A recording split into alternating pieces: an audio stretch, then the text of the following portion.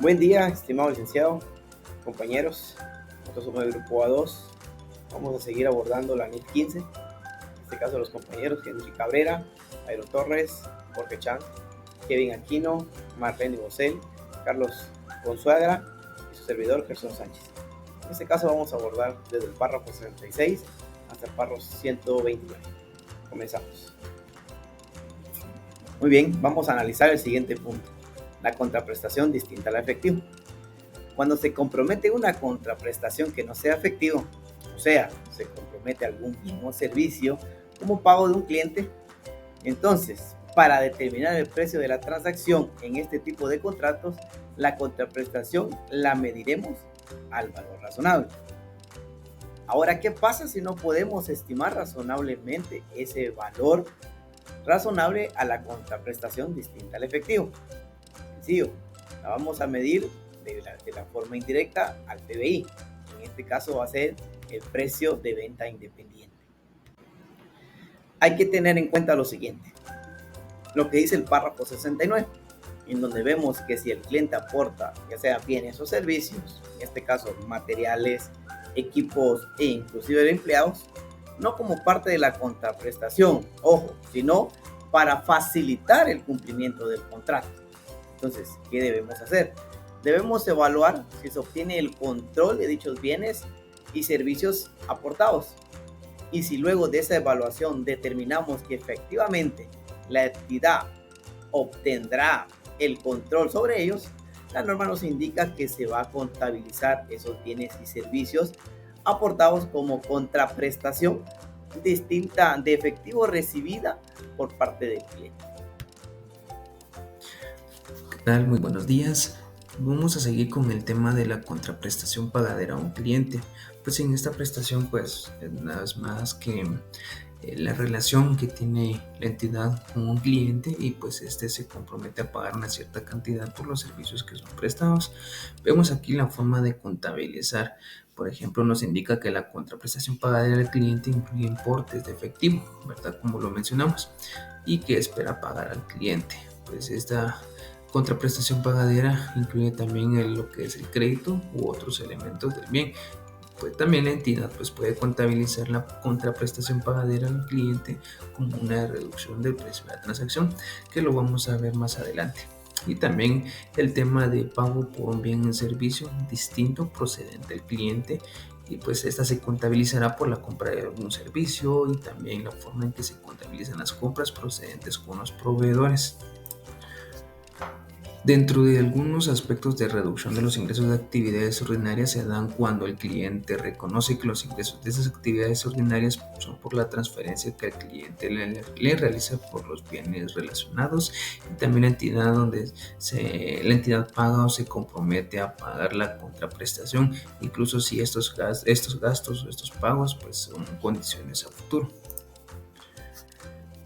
Vemos un breve ejemplo donde una entidad que fabrica bienes consumibles pues realiza un contrato de un año para vender bienes de una gran cadena de tiendas que es por un total de 15 millones del producto.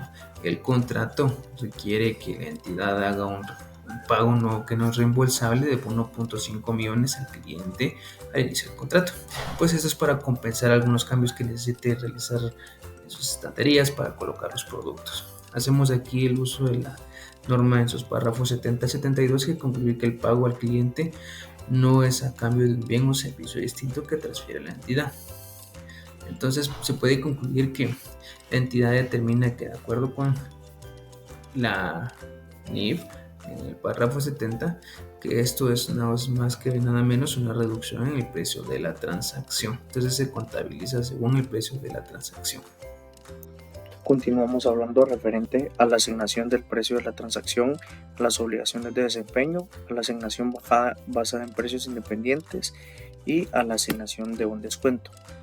Respecto al primer punto, la asignación del precio de una transacción de las obligaciones de desempeño, esto implica evaluar el precio total del contrato y distribuirlo entre las distintas obligaciones de desempeño identificadas en el contrato, basándose en su valor relativo.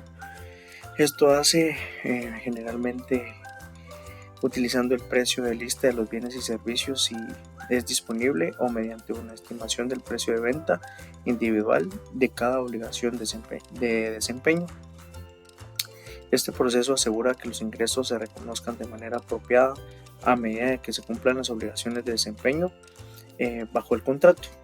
Respecto a la asignación basada en precios de ventas independientes, pues bajo el contexto de la NIF 15, la asignación basada en precios de ventas independientes se refiere a uno de los métodos para asignar el precio total del contrato a las distintas obligaciones de desempeño identificadas de dicho contrato. Consiste en determinar el precio independientemente de cada una de estas obligaciones, es decir, el precio al cual una entidad vendería cada bien o servicio de forma individual en el mercado bajo circunstancias normales y sin considerar el precio total del contrato. Una vez se identifican las distintas obligaciones de desempeño en el contrato, la entidad asigna el precio total del contrato a estas obligaciones basándose en los precios de venta independientes. Y por último, la asignación de un descuento se refiere a la situación en la que un contrato con un cliente incluye algún tipo de descuento o rebaja en el precio total de un contrato. La norma establece que un descuento se asigna a las obligaciones de desempeño identificadas en el contrato si el descuento está específicamente relacionado con una o más de estas obligaciones. Cuando el descuento está relacionado específicamente con una obligación de desempeño del contrato, la entidad debe asignar el descuento a esa obligación antes de determinar la cantidad de ingresos que se pueden reconocer para esa obligación en particular.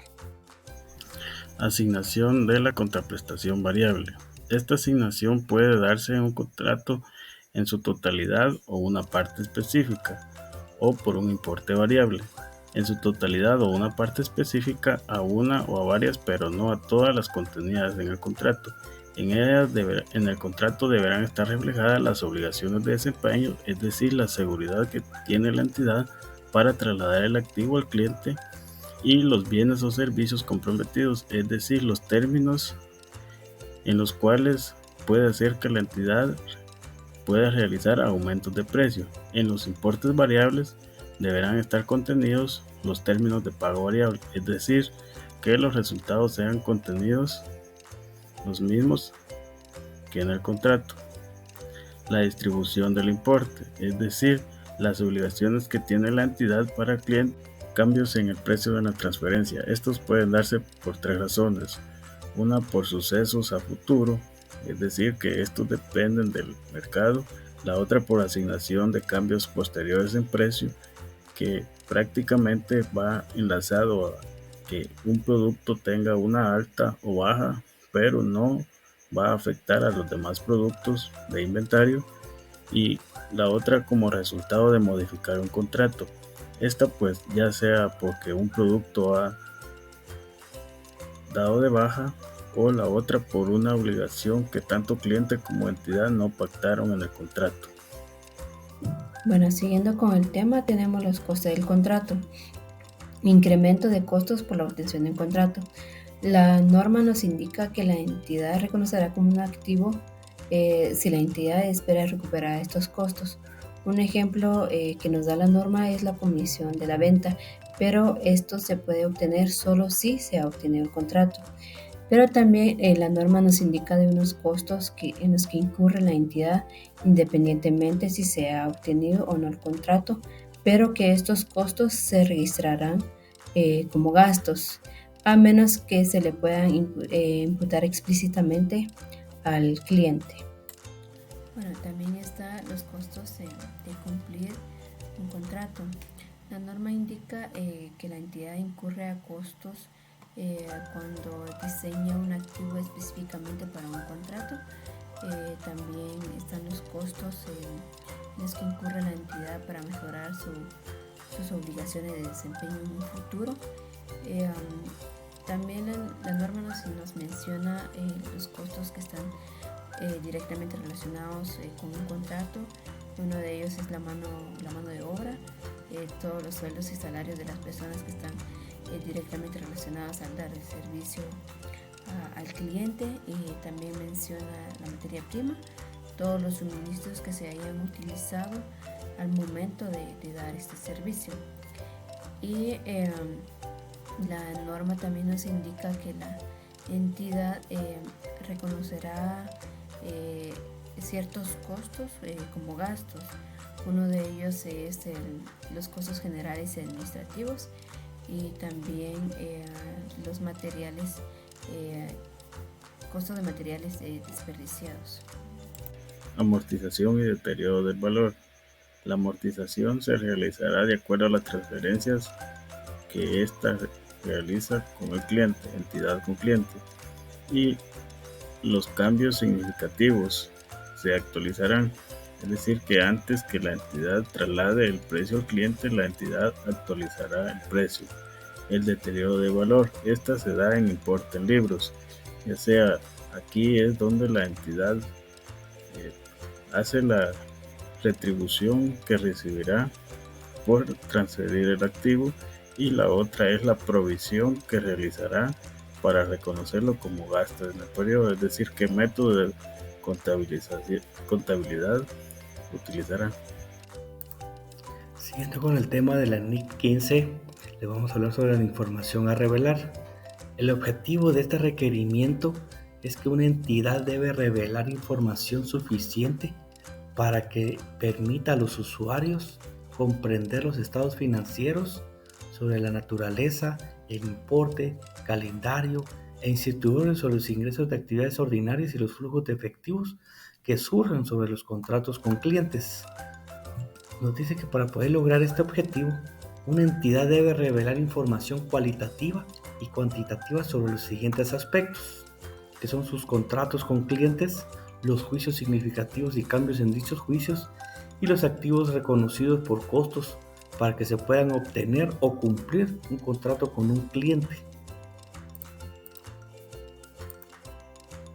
Siguiendo con los contratos con clientes, acá nos dice que la entidad debe revelar todos sus importes para el siguiente periodo de presentación, a menos que dichos importes se presenten por separado en el estado de resultado integral de acuerdo con otras normas.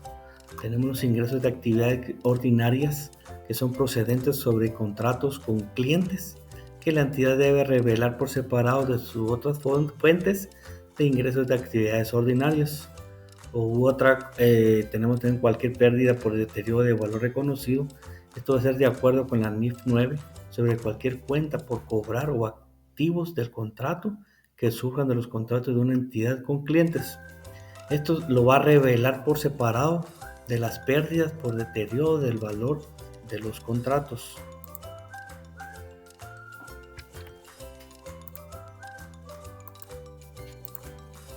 Hablando de desagregación de los ingresos de actividades ordinarias, nos dice que una entidad desagregará los ingresos de actividades ordinarias que son reconocidos procedentes de contratos con clientes en categorías. Esto se va a referir a la presentación detallada de los ingresos que son generados por una empresa o entidad. Estos ingresos se van a desglosar en categorías específicas para poder proporcionar una visión más completa y comprensible de las fuentes de ingresos. Además, una entidad también va a revelar la información suficiente para que permita a los usuarios de los estados financieros comprender la relación entre la información a revelar sobre los ingresos de actividades ordinarias desagregados y la información de ingresos de actividades ordinarios. Esto se va a revelar para cada segmento sobre el que se tiene obligación de informar si la entidad aplica la NIC 8, que son segmentos de operación. En NIF 15, saldo de contratos. Una entidad revelará la siguiente información: los saldos de apertura y cierre de la cuenta por cobrar, los ingresos de actividad ordinaria, los ingresos de actividad ordinaria relacionados en el periodo presente, precedente o de obligaciones de desempeño. También explicará la forma en que se relacionará el calendario satisfactorio. La entidad proporcionará una explicación de cambios significativos. Las obligaciones de desempeño, dice que lo hace por la entidad satisface habitualmente sus obligaciones en términos de pagos significativos, la naturaleza, las obligaciones, devoluciones, reembolsos y otras obligaciones. El precio de la transacción significativo es una explicación de cuando le espera a la entidad reconocer como ingresos de actividades ordinarias. Los juicios de la aplicación de esta norma. Una entidad revelará los juicios y cambios de los juicios realizados en la aplicación de esta norma que afecten en forma significativa a la determinación del importe. Para las obligaciones de desempeño de una entidad a lo largo del tiempo, una entidad revelará dos aspectos importantes, los cuales son los métodos utilizados para reconocer los ingresos de las actividades ordinarias, una explicación de los métodos utilizados. También dice que las obligaciones de desempeño se manifiestan en un momento determinado y una entidad revelará los juicios significativos. También la entidad revelará información sobre los métodos, datos de entrada y supuestos utilizados en los puntos de los extremos siguientes. Determinación de precio, evaluación de la estimación de precio, medición de obligaciones. Los activos reconocidos serían ya los juicios realizados para determinar el importe, el método utilizado para determinar la amortización, los saldos de cierre, los importes de amortización y las soluciones prácticas. Sobre las extensiones de componentes financieras sustantivos, en los costos de incremento debe obtener el contrato y la entidad revelará los hechos. Para finalizar, pues les traemos siempre la base legal del anexo número 15. La vamos a encontrar en el Código Civil, título 12, de los servicios profesionales, artículos 2027 al 2036. Muchas gracias.